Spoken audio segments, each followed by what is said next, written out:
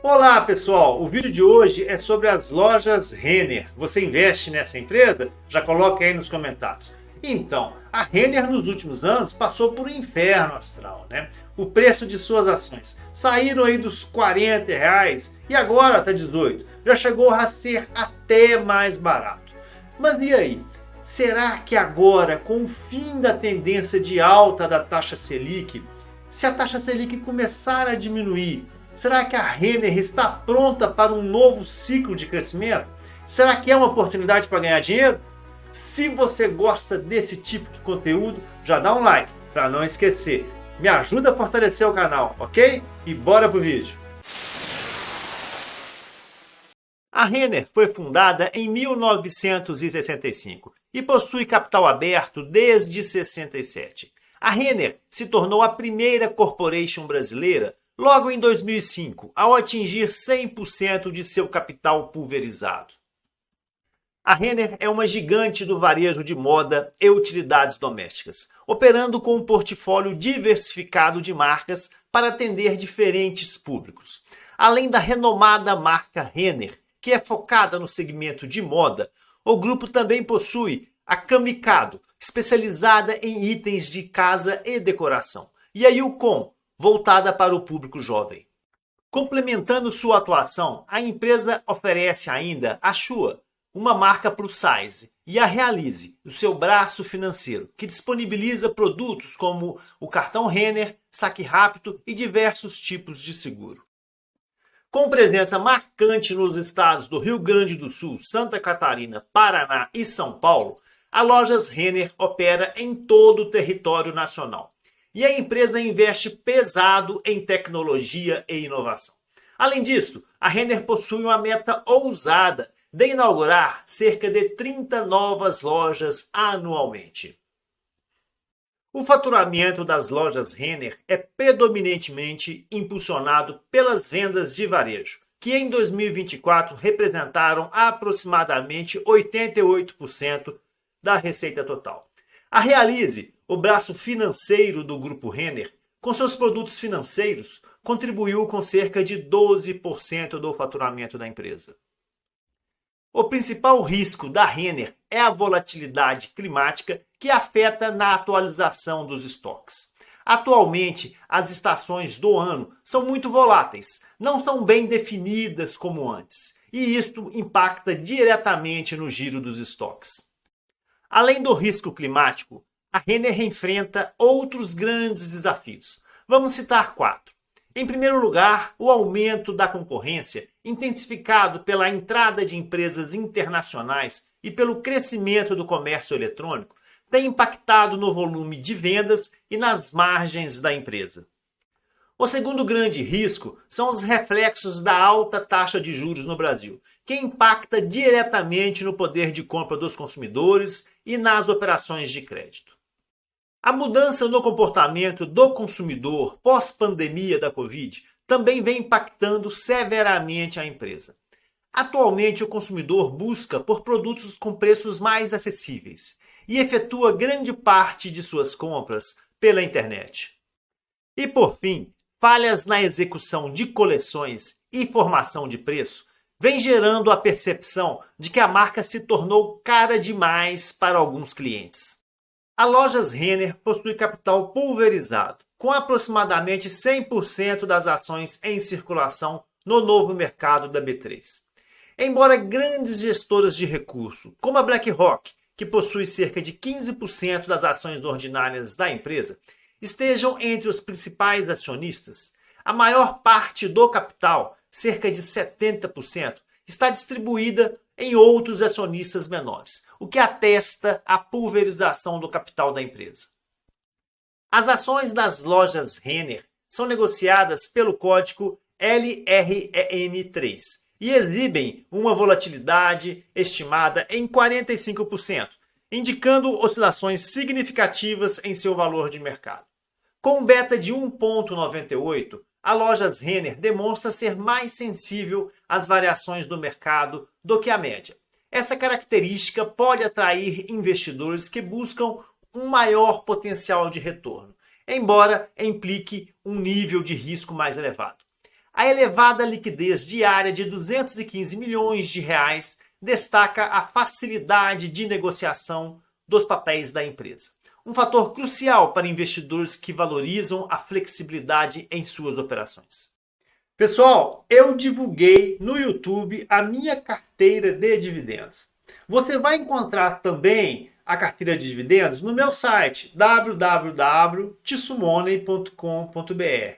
Ficou curioso? Dá uma olhada lá, você vai gostar. Ela é interessante e vale a pena estudar para ver se essa carteira que faz sentido para mim, se ela faz sentido para você. Então vamos lá, pessoal, fazer a avaliação econômico-financeira da Renner. Eu utilizo a análise dinâmica de balanços e para isso aí eu peguei os balanços da empresa e no caso eu peguei um período bem grande. Peguei de 2018 até 2025. Fiz uma reclassificação para conseguir oferir aqui 3 indicadores. Que é o capital de giro, a necessidade do capital de giro e o saldo de tesouraria.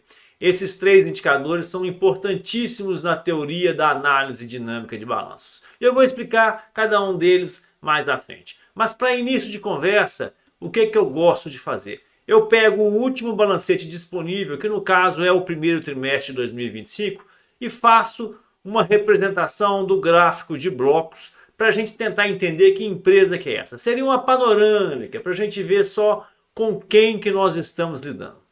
Então, pessoal, a Renner tem um capital de giro estimado em 4,2 bilhão de reais, ok? E ela tem uma necessidade de capital de giro bem mais baixa, na faixa dos 3 bilhões. Então, é matemática simples. Como ela tem como fonte de capital, né? O capital de giro próprio estimado em 4,2, eu pego 4,2, diminuo de 3 bi e sobra 1,2 bilhão de reais, ok? Então é uma empresa que se você for lá no caixa, bater o caixa dela, mais as aplicações de curto prazo, ela tem algo em torno de 1,2 bilhão de reais em tesouraria. Ou seja, é uma empresa muito líquida, ok? Tem uma estrutura financeira sólida, grau de risco 2. Só seria melhor se a necessidade de capital de giro fosse negativa. Então ela não estaria no lado das aplicações, ela estaria no lado da fonte. Mas para empresas de varejo isso não é possível, né? É necessário ter necessidade de capital de giro positiva. Ok? Beleza? Pessoal, nós poderíamos avaliar os indicadores dinâmicos com base nessa tabela. Mas eu gosto de avaliar com base no gráfico, né? Uma primeira avaliação bem rasa no gráfico, beleza? Bora para o gráfico então. E esse é o gráfico, né, que conjuga as 3 equações. O capital de giro é a linha azul, a necessidade de capital de giro é a linha vermelha e o saldo de tesouraria é a linha amarela, a cor do ouro, a cor da liquidez do curto prazo, né? O que eu percebo quando eu analiso essa estrutura, né? Uma empresa que tem o capital de giro em níveis superiores, né, soberano lá em cima, o capital de giro próprio ele é mais do que suficiente para financiar a necessidade de capital de giro e essa característica ela é pré-existente desde os tempos de 2019, né? Então a Renner passou pela Covid com uma estrutura de capital de giro bem interessante, né? A inclinação do capital de giro, né, se você pegar aqui esse pontinho onde está o mouse e aqui, né, para passar uma reta e colocar aqui o grau para verificar qual o grau de inclinação, né, nós vamos perceber que o capital de giro próprio ele tem uma inclinação de crescimento muito superior à inclinação de crescimento da necessidade de capital de giro. Então é uma empresa bem resolvida, ok? Outra característica interessante é que o saldo de tesouraria sempre acima de 0, muitas vezes com valores superiores até a necessidade de capital de giro. Então realmente é uma empresa que durante esse período todo, né, principalmente de 2019 para cá, é uma empresa que se caracteriza por bons fundamentos dinâmicos, né? A pergunta que fica é a seguinte: esse capital de giro aqui, ele é próprio ou é de empréstimos de longo prazo? Esse saldo de tesouraria aqui, ele é próprio ou é de empréstimos de curto prazo? E isso nós vamos olhar agora e vamos começar pelo saldo de tesouraria. E essa aqui, pessoal, é a conta do saldo de tesouraria bem abertinha, ok? O que nós vemos? Uma empresa que tem um saldo de tesouraria sempre positivo, né? Teve o ápice lá em 2021, né? Quando a empresa batia seus 3,8 bilhão de reais e agora está com somente 1,2 bilhão de reais em caixa, né? Mas, pessoal, como é que se calcula o saldo de tesouraria? É bem fácil. Nós pegamos o que tem de caixa, somamos o que tem de aplicação financeira, né, de curto prazo, e diminuímos os empréstimos e financiamentos de curto prazo, né? E a situação da Renner é interessante porque se ela pegar o dinheiro que ela tem em caixa, que é de 915 milhões, mais as aplicações financeiras de 715 milhões, ela paga os empréstimos de 413 e ainda sobram 1,2 bilhão de reais, né?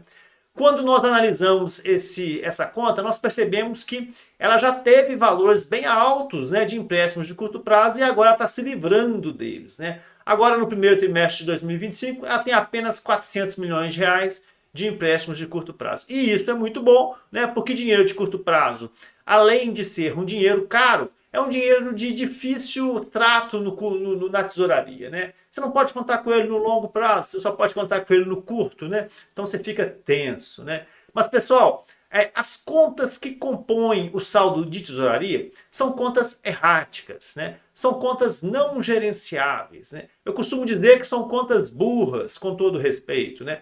São contas que são apenas o reflexo de ações gerenciais que são tomadas na necessidade do capital de giro e na gestão do capital de giro próprio. Então, o saldo de tesouraria, que me desculpem os gerentes de tesouraria, não tem nada de nobre. Aqui é só consequência das atitudes que são tomadas nas outras contas, ok? E vamos dar uma olhadinha na necessidade do capital de giro, para começar a entender um pouco mais sobre essa empresa. Essa aqui é a conta da necessidade de capital de giro. Quando eu pego uma conta dessa aberta, a primeira coisa que eu faço é comparar o crescimento da receita aqui embaixo com o crescimento da necessidade do capital de giro ao longo dos anos. No caso da Renner, o que a gente percebe? Que a receita, sim, ela cresceu bem, saiu de 8,4 bilhão de reais e está batendo aí os 14,4 bilhões de reais em 2024. E a necessidade de capital de giro também cresceu, saindo de 1,6 indo para 2,8, né?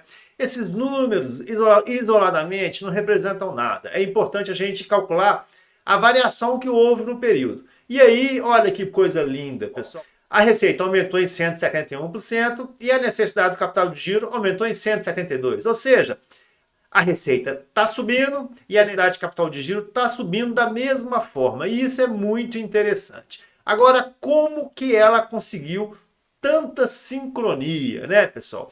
E eu vou explicar. E são as linhas de verde, né? Aqui em cima, que são as contas do ativo, esse bloco aqui, pessoal, quanto maior, pior, ok? Quanto mais você tiver dinheiro enquanto você receber, pior. Quanto mais estoque, pior, ok? Aqui embaixo, quanto maior, melhor. Quanto mais você dever para os fornecedores, melhor, né?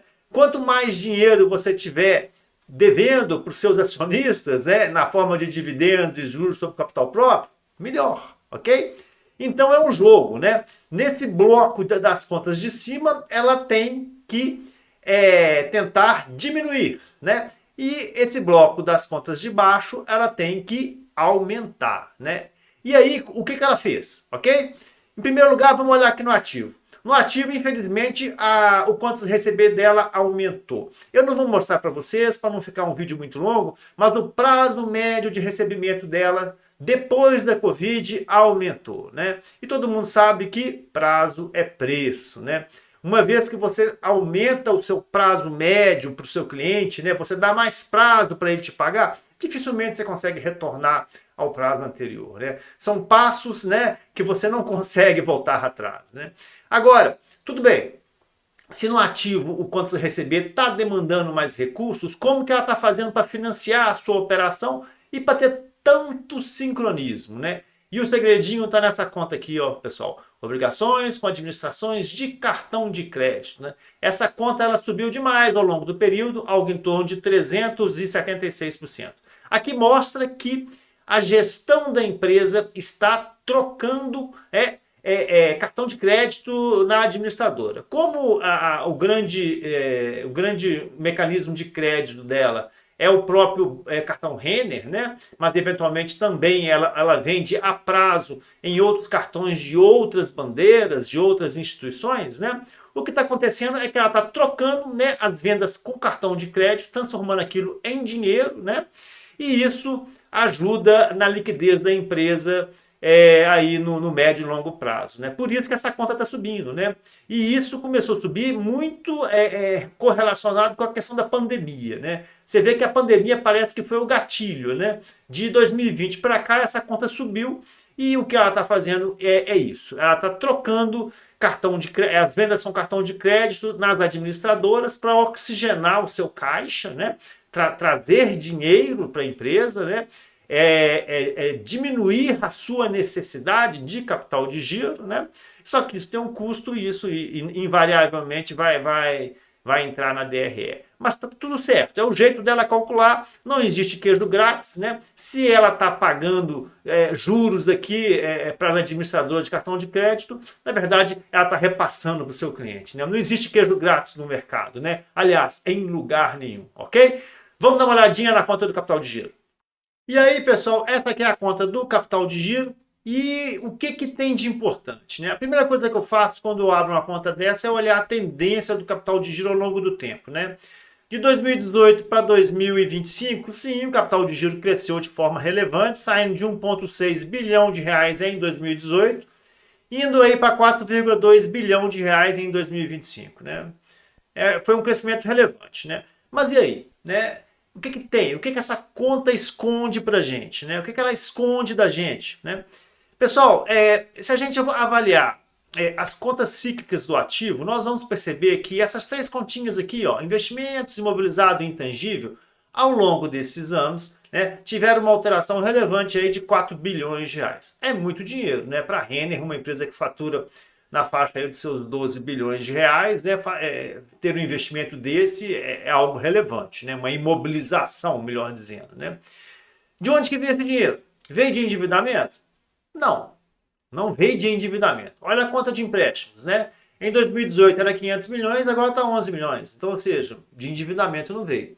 Veio de onde? Veio do verdinho aqui, pessoal, capital social. O capital social sai de 2,6 bilhão em 2018 e bate aí 9,5 bilhão de reais no primeiro trimestre de 2025. Né? Uma variação de praticamente 7 bilhões de reais, né, nesse período.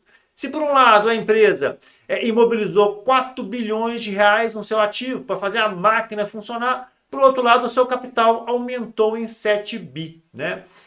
A pergunta que fica é assim, uai, mas é muito dinheiro, né? Será que dá tanto dinheiro assim? Não, não dá, né, pessoal? A gente observa aqui que de 2020 para 2021 o capital social sai de 3,8 bi e bate 9 bilhões de reais, né?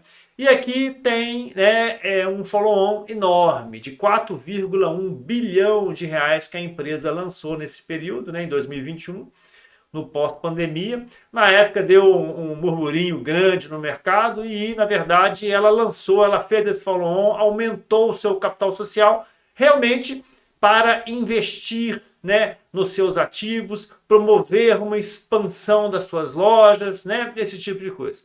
É legal? Eu, particularmente, prefiro que a empresa faça um follow-on para aumentar a sua musculatura do que ela de pendure em empréstimos de curto ou de longo prazo, né? Então a gente já percebe uma empresa que não tem empréstimos de longo prazo, não tem praticamente empréstimos de curto prazo e que ela cresceu muito nos últimos anos graças a esse follow-on que ela fez, ok? Essa aqui é a composição do endividamento, né? E é uma empresa que tem dívida líquida negativa, aleluia, meu Deus do céu, como é bom ver isso aqui, né? Uma empresa que tem aí 900 milhões de caixa, mais 700 milhões de aplicações financeiras e tem aí uns 420 milhões aí de dinheiro de empréstimo, né? Somente 3% é de longo prazo, né? Então e a gente percebe que ela está quitando também esses empréstimos de curto, então uma situação super tranquila, né? Discutir aqui indicador, dívida líquida, essas coisas, é tudo besteira, né? Uma empresa que tem dívida líquida negativa, resultado financeiro né, tendendo a zero sempre. Então, assim, bem tranquilo, sob o ponto de vista do endividamento aqui, é de encher os olhos de água, né? Beleza? Vamos dar uma olhadinha nos resultados de performance, nos indicadores da DRE, ok? Então vamos lá, pessoal, falar sobre a DRE. 4 indicadores somente. Faturamento crescendo, né? Saindo de 8,4 bi, batendo seus 14, né? Cresceu aí 72% no período. CMV, né? Nos idos da pandemia aí estava com CMV na faixa de 42%, agora está consolidando aí na faixa dos 39%, ok? EBIT, cara, o EBIT de agora tá bem baixinho, né? Na faixa de 8, né? Aqui, ó, 6,5, 8,7, 8,4. O EBIT de antes da pandemia era maior, né? 16,9, 17,5, né? O lucro líquido de antes da pandemia também era maior, né? Na faixa de 11, 12, aqui. Até 2020 batendo 14, né? Então nós temos uma empresa que hoje está dando aí na faixa dos 8, 9 de EBIT e dos 6, 7, por aí de lucro líquido, né? Em termos financeiros, pessoal, vamos olhar somente o ano de 2024 para não alongar demais, tá? O que nós temos? Uma empresa aí que deixou aí praticamente 1,3 bilhão de EBIT, né? Teve um resultado financeiro positivo, ou seja, ela recebeu mais receita financeira do que pagou, né? E aí o que acontece? Como ela não tem endividamento nenhum, e isso é muito bom, né, pessoal? Ela pega grande parte aí desse resultado financeiro para pagar os impostos. Então você tem uma empresa na qual o lucro líquido está muito próximo do EBIT, né? Então, enfim, é isso. É uma empresa que tem um EBIT baixo, na faixa dos 8, 9, tem o lucro líquido baixo também, muito próximo do EBIT, né? Graças à inexistência de endividamento, né? Um ponto que eu não gosto aqui, pessoal, é que houve esse follow-on em 2021, né? Realmente é incontestável que esse follow-on teve acréscimo no volume de receita, né? Em termos monetários, em dinheiro absoluto, né? De 21 para cá, tudo bem que aumentou também o lucro líquido em termos monetários, né? Mas em percentual a empresa ainda não auferiu ganho de escala, né? Muito antes, pelo contrário, né? O lucro líquido diminuiu e o EBIT diminuiu, né? Estou entendendo aí numa avaliação mais preliminar aí que a nossa amiga Renner tem um trabalho aí a ser feito a nível de eficiência, né? Enfim, vamos fazer o fechamento do vídeo? Sob o ponto de vista econômico-financeiro, o que eu vi nas lojas Renner? Eu vi uma empresa que tem uma estrutura de capital sólida, né? Ela tem capital de giro elevado na faixa dos 4,2 bilhão de reais, tem uma necessidade de capital de giro estimada de em torno de 3 bi e sobra dinheiro. Sobra 1,2 bilhão de reais. É uma empresa muito líquida, que tem um perfil financeiro bem interessante, grau de risco 2, praticamente insignificante, ok? É uma empresa que tem dívida líquida negativa. E olha que coisa legal. Como é difícil achar esse tipo de empresa, né?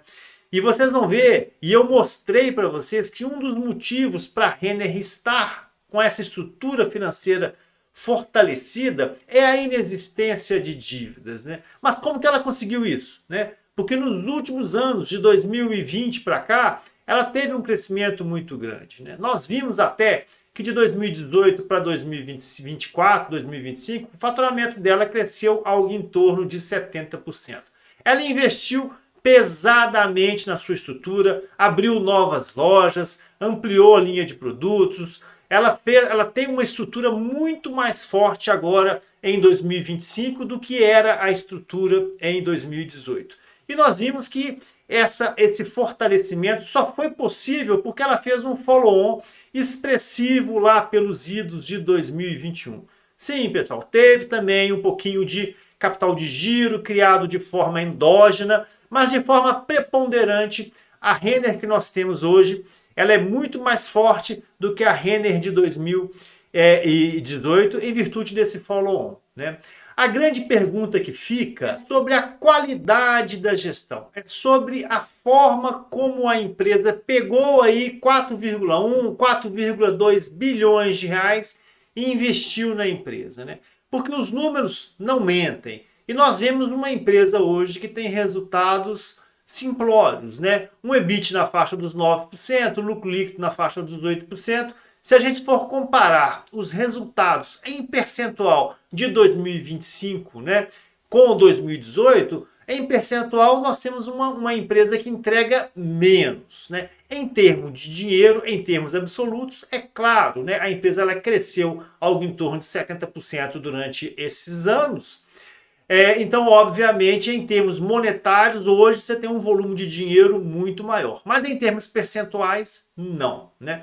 E a avaliação que o mercado faz é essa. Ela fez um follow-on, ela cresceu a sua musculatura, mas ela entregou pouco ou quase nada. Ou ela está, aliás, ao meu ver, até devendo a nível de entrega, né? Então hoje você tem uma Renner que tem uma estrutura muito forte em virtude do follow-on, mas a nível qualitativo pouco foi feito, né? É claro que você tem uma empresa que tem uma estrutura muito maior, mais lojas, e isso é muito importante. Mas tudo que eu falei até agora serve para explicar o passado. O passado é esse, ela fez um follow-on e até agora não tem resultados robustos para apresentar. E é por isso que o preço das suas ações realmente caiu de forma relevante nesses últimos anos, né?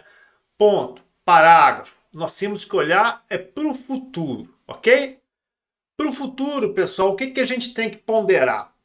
A Renner é uma empresa que ela vende muito a crédito, né? Ela tem uma correlação muito grande com o PIB, com o nível de crescimento econômico do país, com o nível de emprego e com a taxa de juros, né?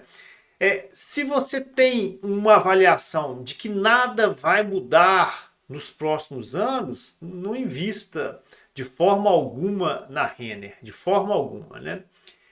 Mas se a avaliação é que nós estamos no ápice da taxa de juros, está iminente um processo de crescimento econômico, o país realmente vai melhorar, o ano que vem é um ano de eleição presidencial, quer seja quem ganhe ou quem perca, a tendência é melhorar.